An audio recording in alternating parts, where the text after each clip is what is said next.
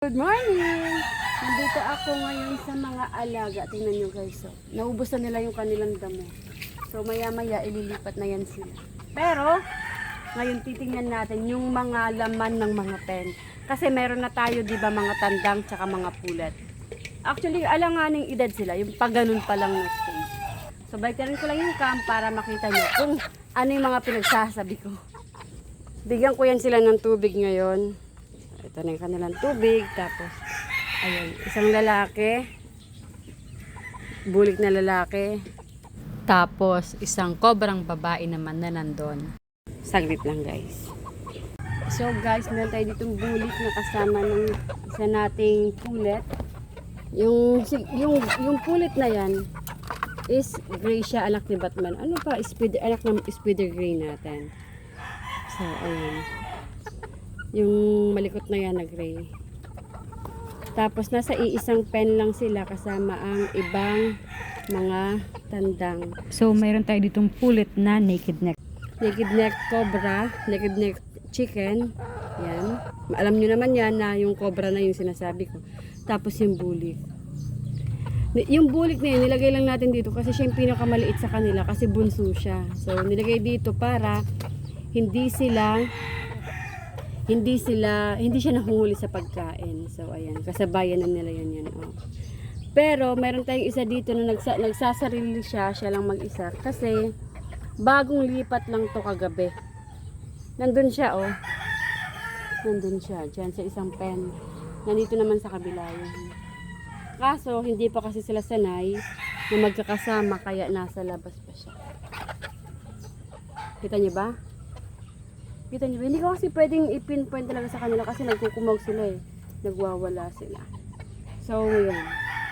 Ayan. Ayan yung ating apat na mga manok dito sa isang pen na to. Pakita ko lang sa inyo, diba? Ayan yan sila. Okay. Next naman ipapakita ko sa inyo is yung ating pen na isang babae, isang lalaki lang talagang nandito. So guys, dito naman tayo sa lipat. Ayan.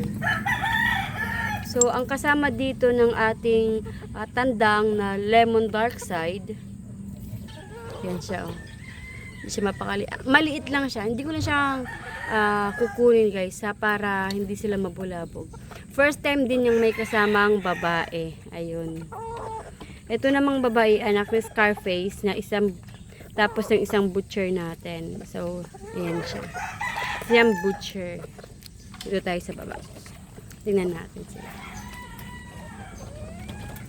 Okay. So, yung kanilang lugar. Ayan. Maganda naman pala dito kumuha. Ayan siya. Isang butcher na pulet. Tapos tandang na dark side ng lemon. Try kong kuhanin para makita nyo ng malapitan.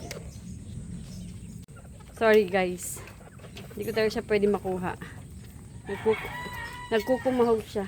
Mabubulabog yung mga alaga. So, sa susunod naman tayo na pen na mayroong babae at saka lalaki. Or mayroong pulit at saka tandang. So, mayroon tayo dito. Yung lagi nyo na nakikita. Yung bulik. Ayan, nabilaukan na katatapos ng kumain. At saka mayroon din siyang kasama. Yung nabilaukan ka na nga tapos kakain ka pa. Nag-aantay na yan ng tubig. Maya-maya darating na yung tubig. Namimigay na rin kasi kami ng tubig. Oh. Tapos ang kasama niya rin ay isang butcher. Ayan. Butcher na matakaw. Ayan. So, next naman tayo dito. Actually, hindi na ito mga pulat eh. Kasi, ito yung butcher. Yung butcher natin na trayo sila dito. Tapos yung isa naglimlim hanggang sa nagkasisiw. Ayan. So, ayan sila. Hindi na ito mga pulit at saka tandang. Parang yun na yan sila. Parents na yan sila. So, lipat naman tayo sa iba. Dito tayo kay Malagandang. Kilala niyo naman si Malagandang, di ba? Siya yung pinakamatandang manok na inahin dito sa atin. Kasama niya yung bulik ni Barangay Donna. Wala pang kumakain. Ayan yung pang kumain. Ayan yung pang kumain. Malagandang. pang kumain malagandang, ha? Kain ka na kaya? Tanda na siya, oh. Tapos yung kasama niya is yung bulik ni Barangay Donna. Ayan. Aligaga sila, guys. It's either gutom or uhaw naman sila. Tapos nag-video pa ako. Tingnan na lang pagkain, no? Di pa nila nagagalaw masyado. Next tayo dito kay Agilus. At saka kay Aviona. Oh. Great to pareho. Actually, magkapatid yan sila. Nag-aantay na rin to ng tubig. Ganda niyan sila pareho. Pogi, tsaka maganda. Talaga, ganda ni Agilus. Agilus. Chik, chik. Chik, chik. Chik, chik. Ayan sila.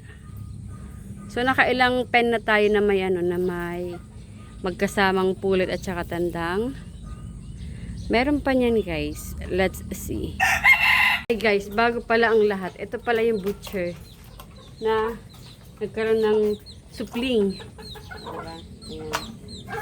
Baliktarin ko lang yung cam para makita nyo maigi. Ito yan siya, guys. Ayan. Isa lang yung kanyang kasamang sisiw kasi yung iba saway, sumasakay sa mama niya. Yung iba hindi nag-survive. Pero okay lang yan kasi ano naman talaga. Kumbaga, trial naman talaga to na maglimlim siya. Pero naglimlim siya, nag-inakay siya. Meron lang talagang hindi nag-survive dun sa mga itlog. Mga sisiw na rin. Ano yan eh, pumasok yung ulan. Pumasok yung ulan na panahon, kaya umina yung sisiw. So, ayan guys, no? So, lipat na tayo sa mga ibang pen na may magkasamang pulit at saka may kasamang tandang. Ngayon naman, kukuha ako ng babae para ipanglagay dun sa ating ibang manok na alaga. Ay, naku, madulas ka ha. Ito na yung muna. Okay. So, ito guys, ay anak ni Batman. Kilala niyo naman si Batman, di ba? Ano siya, alaga ni Barangay Donna. So, ito ay isang anak ng isang Swedish Grey. Tara. So, guys, ulitin ko lang ha. Yung tatay nito, si Batman, yung Swedish Grey. Tapos, yung nanay nito is yung aking alaga na F1. Sweater Kelso. Lagay natin siya dito sa ating catch-cock. Yung isang cobra, pero hindi naman siya cobra yung kanyang leeg. Tingnan natin kung magkakasundo sila.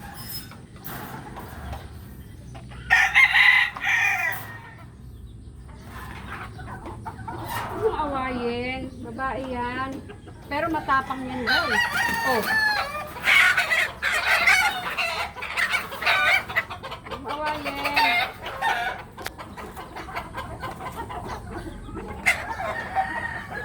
Tignan na lang natin, obserbahan natin, pag magpatuloy sila ng ganyang matagal, yung dehado na talaga yung, yung babae, kukunin natin. Pero tingnan natin kung magkakasundo pa rin. Hindi tayo aalis baka pag umalis tayo, pagbalik natin, ibang nangyari, di ba?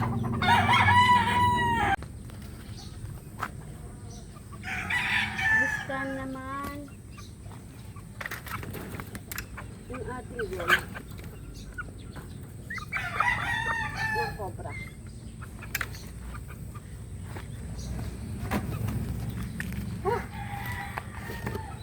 Ngayon naman, yung ating gold na cobra. Diba? Ganda. Ganda mo, good boy. Ay, girl. Ganda kanyang paa. Green. Ganda yan.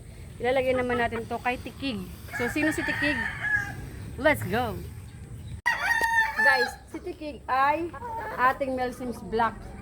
Bulik ang nanay niya. Ayun siya. Tingnan natin.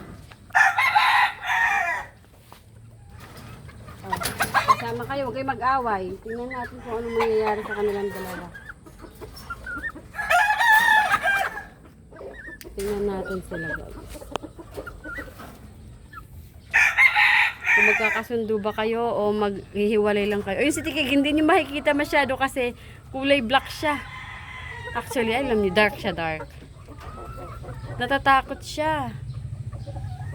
Tingnan niyo, wala siyang balahi, wala siyang buntot. Kasi nung nagtanggal siya, nagpalit siya ng pangmamang balahibo. Ayan. Naiwan yung kanang buntot, naglaglagan. Ayan yan sila, guys. Ang cobra na babae para sa ating Melsim's Black Bulik na lalaki. Yung ating Melsim's Black Bulik na yan, ang tatay din yan is bulik. So, bulik-bulik ya. Na may Melsim's Black.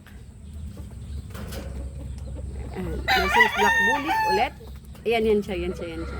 Yan si Tikig. So, bali guys, ang tatay ni Tikig ay bulik, yung number 2 ni Barangay Donna. Tapos yung nanay niya is yung Melsim's Black Bulik na nakuha natin mula kay Sir Jenjen Arayata. Okay? Siyempre kilala nyo na tong inahin at saka tatay ng ating golden cobra na to, si Miss Yu at saka si Macho Guapito. So guys, yung ating pulet na nilagay nasa taas. Tapos yung ating katskak nasa baba. Pero sana magkasundo naman sila, 'di ba? So, yun ang istorya ng ating pagpapalit ng mga pen at paglalagay ng mga babae kasama ang ating mga tandang. Ang aga-aga, init-init. So guys, salamat sa pagsama sa akin sa paglilipat ng ating mga pulet kasamang mga tandang. Sana nag-enjoy kayo kasi ako nag-enjoy ako kasi start na to ng bagong journey ng ating mga alaga. So, nakita niyo pa yung sisiw, yung pinanganak nila, yung sisiw nila hanggang sa maging 1 month old, naging favorite nila yung progeny, hanggang sa ngayon, malalaki na sila at inilagay na natin sila sa mga pen kasama yung mga tandang at mga pulet. At yun ang aking araw, ang aking umagang mainit. Maraming salamat sa inyong panonood.